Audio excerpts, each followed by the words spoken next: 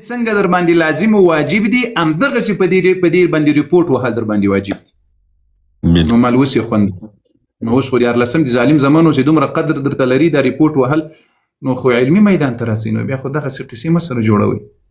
نو مننه دغه بل ملګری څوک د شیخ صاحب تاسو که بیا خبرې کوي خان بابا مهرباني څه پوښتنه لري مایک دې خلاص.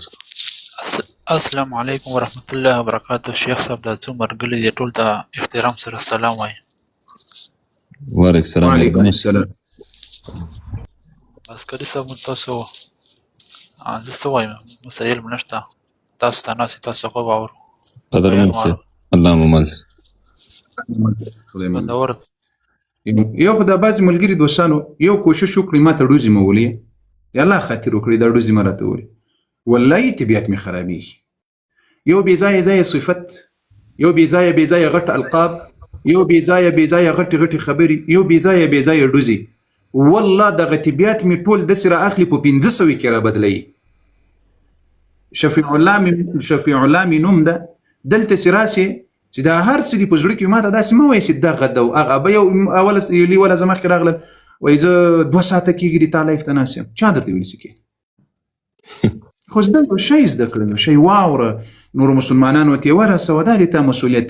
موږ 15 ساعته درته ناست یو په تاسې مو احسانه ده بار کړې داسې یو عجیبه اول بیا راسې د ما ځان او مالو دغه لوی ډوزمار سره به پام کوي دا ولاکه یا د دین وي یا به د دنیایي دا نه ده بې ځایه ډوزې سې ولي او دا غټ القاب سې یو بل ته ورکوي نه نو له دې نه به ټول تیر سو په عمل کې ثابته کړي په عمل کې لکه دوی چې په عمل کې ثابته کړي دا اوس هم ګورې ما ته په ګروپانو کې میسج راځي بالکل ډنګ به تاسو اورېدلی دا اوس هم د دې په دې ګروپونو کې دا ریپورټونه ورباندې روان دي په لایف باندې ښه مو ستړي کړي دي د خدای په فضل سره هم په علمي میدان کې هم د ریپورټونو په میدان کې. بالکل هرڅه محترم خبره به داسې درته کوم چې د حیات الحیوان به تا مطالعه کړې په دې کې بعضې داسې حیوانات دي چې هډوکی نه ازمېږي په کام کې بندېږي. د الله سبحانه وتعالی غټ احسان ده په موږ او تاسو باندې چې موږ دوی نه ازمېږو.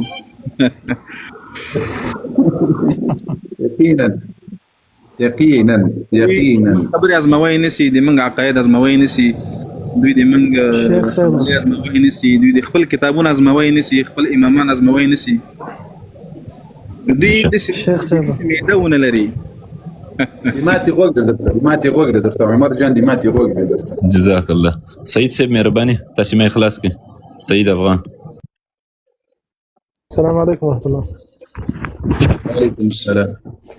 قاری صاحب محترم جوړ خیر قدرمن سي تاسو خیر قاری صاحب الحمدلله د خدای کرم نه خیر سم خو دا څو ورځې کله لایف تر اوسه اگر کوم مصطفیات خدا خاطر د دین مسلې تاسو مسلې ما ورو اکثر وخت کوم راځي شرکیږي نو خو ډیر کې خو موږ ویل چې مثلا تاسو د اکثر وخت اکثر علماء به وخیو کنه زید سم که سعید صاحب اوس غږ صحیح شو ټور ډیر در سره ده نو تاسو لایف ته راځي کوشش وکړئ چې زید سم کړئ.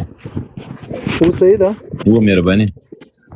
نو موږ ویل چې اکثر وخت په عموما کې مثال که دغه د دین خبره یا مثال حقیقي اسلام خبره که په افغانستان کې مثال اکثر علما به تاسو وینئ عالمان علم پر لري خو اکثره کسی داسې کوي چې یا د مادیاتو په خاطر باندې یا مثال د نورو مشکلاتو په خاطر باندې د دین اصلي بڼه خلکو ته نه ښیي.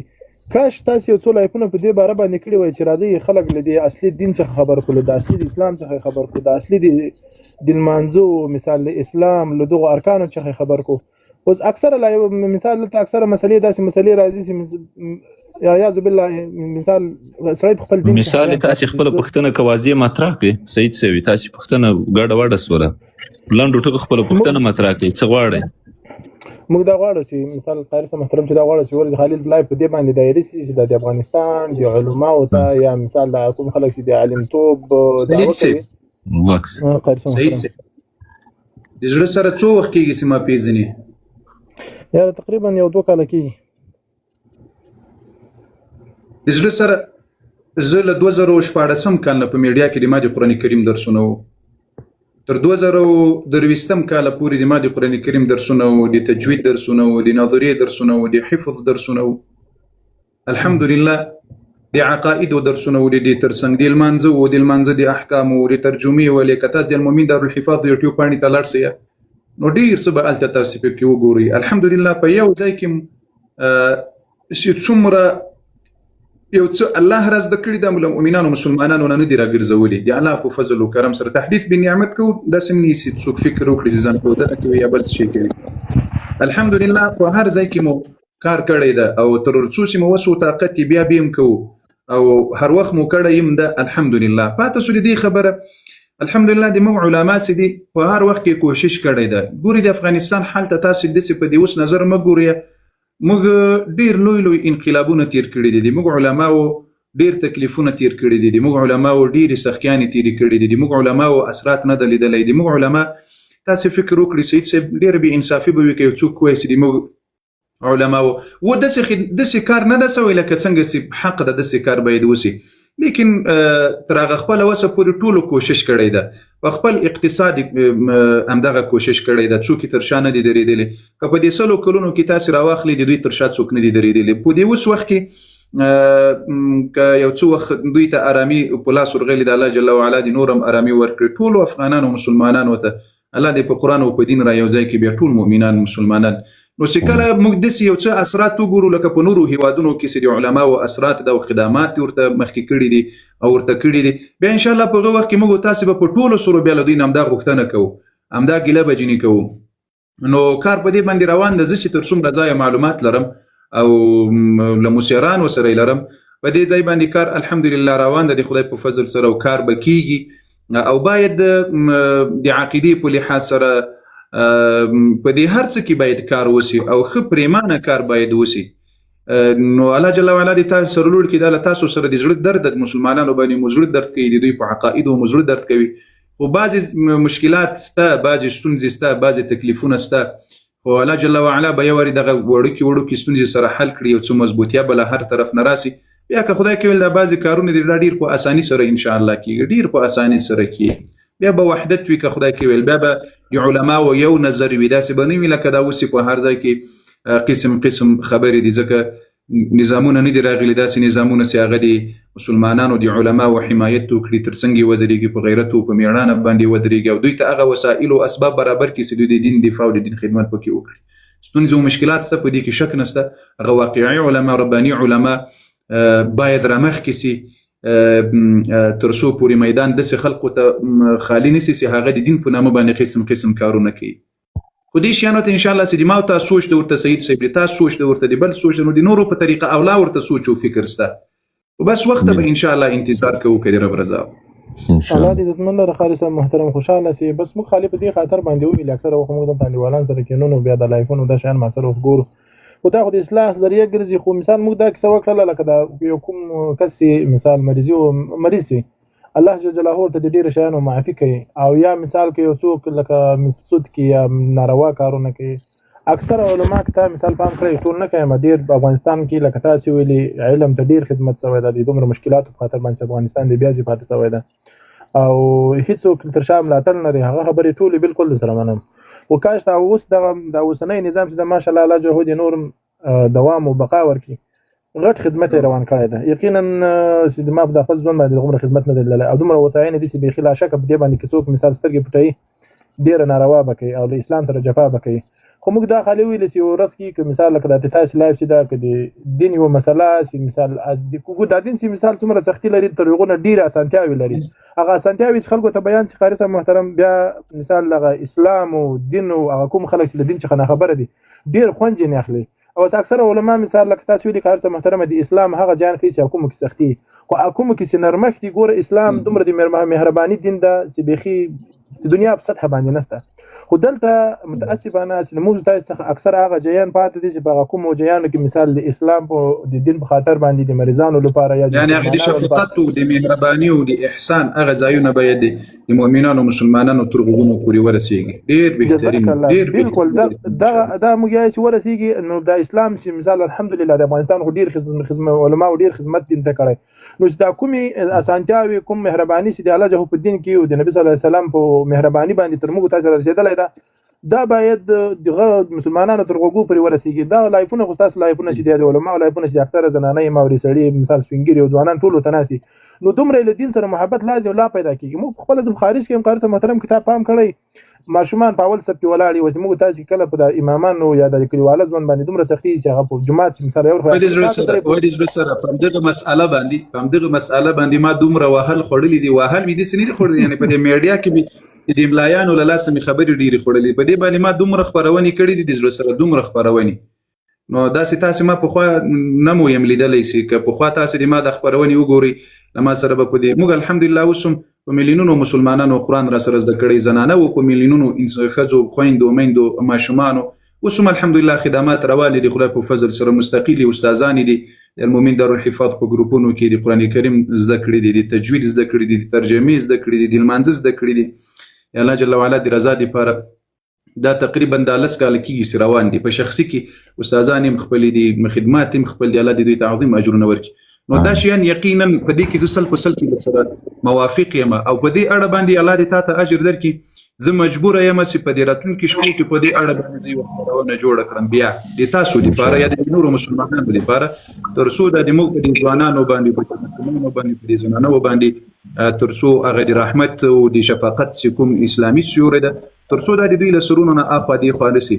دا د زنانو په مسأله کې زه ډېر توهین سوی یم، تحقیر سوی یم د خلقو له خوا نه، ځکه چې ما به دوی ته بار بار همدغه ویل چې د دې خویندو میندو کوم هغه قرآني او دیني حقونه چې دي، که په میراث کې دي، که په نکاح کې دي، که په علم کې دي، که په تعلیم کې دي، نو یوه موضوع به مونږ غالبا نه وي پرېښې که نه د عمر جان دوی ته به معلوم وي همداسې د قاري صاحب محترم انشاءالله.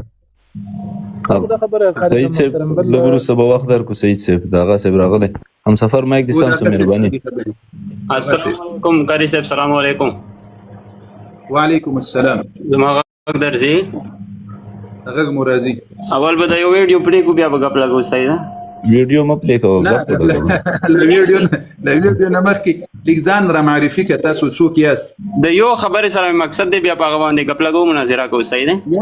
نه هغسې محترم سوچ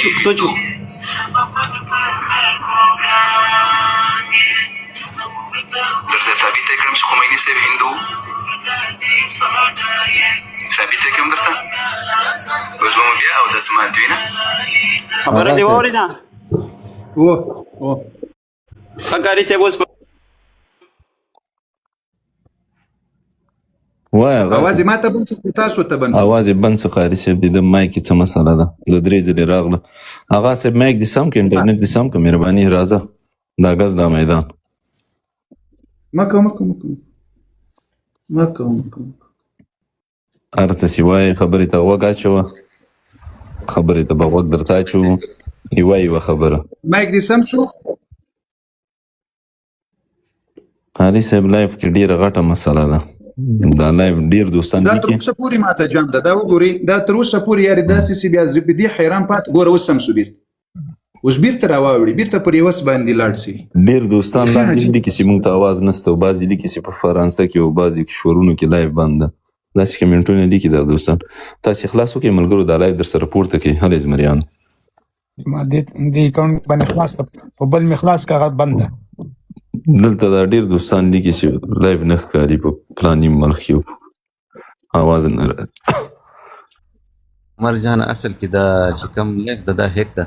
اوس که دا کم دلته د 300 مؤمنان مسلمانان فلټر میسیج ولیکي او فلټر میسیج دغه د اوس زه درته لیکم دا وګوره خالد دغه یوه نقطه ده، دغه یوه نقطه چې دا ټول مؤمنان ولیکي انشاءالله سم به شي. یو لیکي چې فرانسه کې نه ده سم، دا بل لیکي چې زه یې ګورم، همداسې ګډوډ د لایف هم سره بې خونده ده. همسفر صاحب او یاغه صاحب اواز مې څه در سره د ده اواز نسته قاري صاحب، هغه شور هم پکې نه راځي. آغا صاحب مایک دې مه بندوه مهرباني.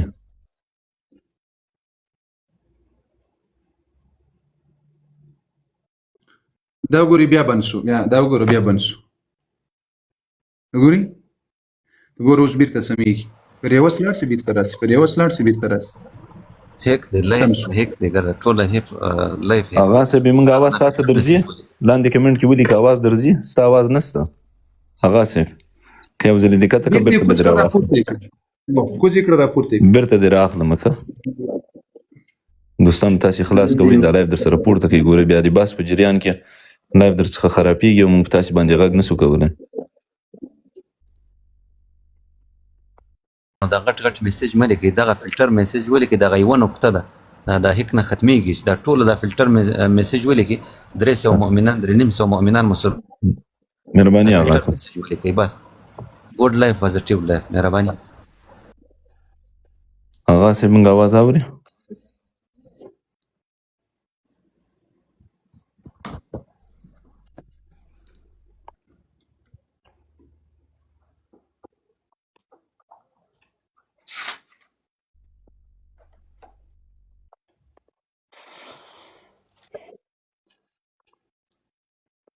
هغه صاحب مهرباني